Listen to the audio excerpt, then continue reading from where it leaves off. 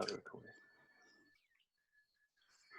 Okay, so good morning, everybody. I'm Neil Rickus. I'm a senior lecturer in computing education at the University of Hertfordshire. And this morning, we're going to be talking about the research around remote learning, or perhaps distance learning or online teaching. We've got lots of phrases to describe this stuff.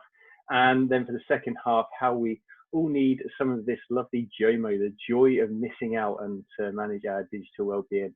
And I'll share the research with you related to that as well. These slides, along with the links to the various bits of research, are all at bit.ly/remote-JOMO. We'll keep that URL in the top right-hand side of the screen throughout as well. Just note, I think, sorry, excuse me, I think someone has got their microphone muted. Actually, I've got the power to mute you, I believe. So I will do that now. We can keep our microphones on mute. That would be lovely. So our first bit of research we're going to look at comes from the Education Endowment Foundation, and I'll pop the link into the chat in a minute. And they looked at 40 different studies related, sorry, they looked at 60 different studies related to existing research around supporting pupils through online learning and distance learning, and particularly when they're not in school for a period of time.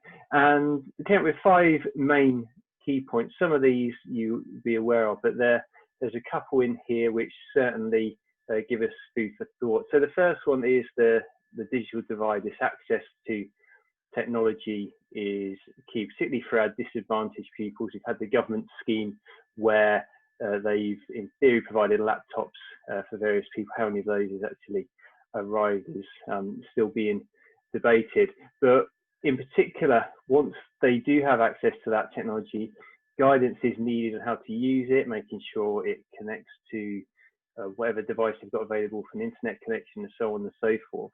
And for both the pupils and the staff, there needs to be guidance on how to use it. So if you've got something like Google Classroom, actually, can your teachers set homework? Can they actually get the marks? Can they give feedback? And so on and so forth. So CPD sort of coming back into there as well. Another area that they deemed important is the need for peer interaction. So pupils given a space to talk to each other, to collaborate. And not only is this motivational, it's going to keep them coming back. A lot of us have seen quite a drop-off over the past few weeks, actually, pupils using our remote learning tools. It's also likely to improve their learning outcomes as well. And with regards to learning outcomes, pupils need to have sessions provided for them to actually be able to tackle problems on their own, know where to go if perhaps they don't have the answer immediately, and how to get help when they're stuck too. The actual way that lessons, the content that's provided and how that's delivered seems to depend on the subject matter. So for example, in modern foreign languages, using games to learn vocabulary is seen a really effective way of getting that knowledge across to pupils. However, in other subjects, actually not so much. So what we're doing when we're looking at distance learning does seem to matter. However, the big sort of headline thing that came out of all these studies was that it appears that the teaching quality, more than actually how the lesson is delivered, has the biggest impact on the learning outcomes. So children can learn through remote learning, but they need good teaching, and that's, I've put 3 bullet points there. I'm sure most of them teaching to suck eggs here, but they need clear explanations, they need appropriate scaffolding, and also feedback as well. Now, it's actually this point which I found particularly interesting, as the other bit of research linked to this that I'm going to share this morning comes from the teaching of computer science. I do most of my work with trainee teachers, and particularly around computing curriculum and computer science. When we look at computer science teaching in higher education, we actually find something slightly different. So Lauren Marguillet, I apologize for my dubious French pronunciation, but we'll go for Lauren. Her team, they looked at taxonomy to think about how the lessons are delivered remotely, whether that's technology-led, so perhaps watching something via YouTube, or it's instructor-led, actually face-to-face, but using technology as we are at the minute. And also whether learners are just receiving content, so they're simply watching a video, reading a bit of text, or if they're applying it to another situation. And what the study here found that there were 5 distinct ways of delivering content remotely. I'm not going to go through each of them, but if we look at the learning outcomes, they found that the flipped blended approach, this is where content is transmitted through technology. So perhaps children are given a video to watch up front, and then they apply it with an instructor, and that's done synchronously. So when that flipped blended approach was used, the learning outcomes were much more likely to either be improved or at least equivalent to a traditional classroom scenario. Now, see, higher education teaching computer science might be a bit different to teaching primary pupils English, for example, but it's interesting that actually the 2 studies do seem to differ here. So that's my next bit of research to look at. Interestingly, the rest of their findings were very similar to the Education Endowment Foundation. This need for access to technology, peer interaction being important, and feedback needed to be given as well. Now, something that has happened for a lot of us, and I'm certainly guilty of it over the past few months, is that we're using these remote tools. Often they're on devices that belong to us or that are with us a lot of the time, such as smartphones.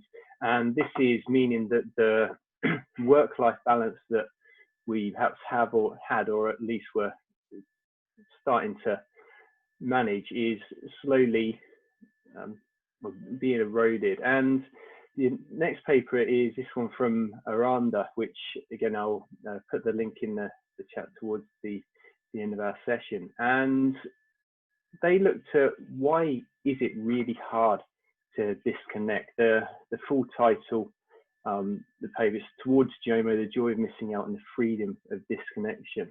And they found sort of 3 main areas here that our phones are actually indispensable because now there's so many things on them.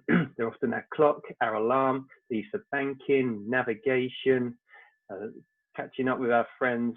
All of these things actually make it very hard for us not to have the device near us.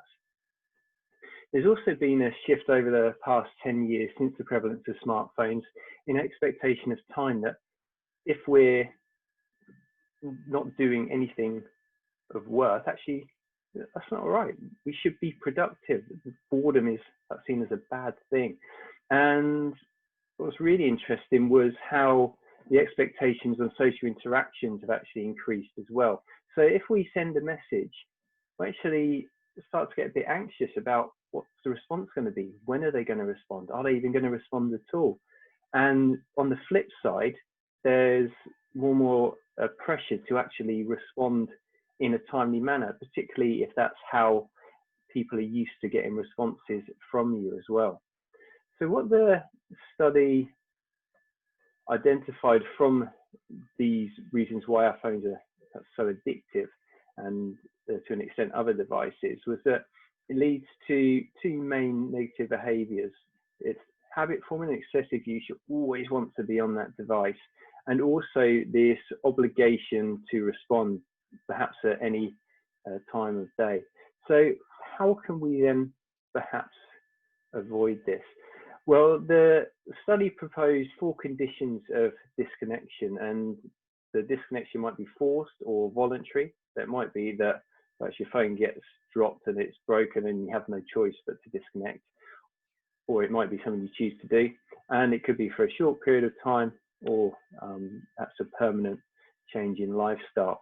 And they found that a short-term voluntary disconnection, so you actually choose to do it for a regular short amount of time, was most conducive to you being successful.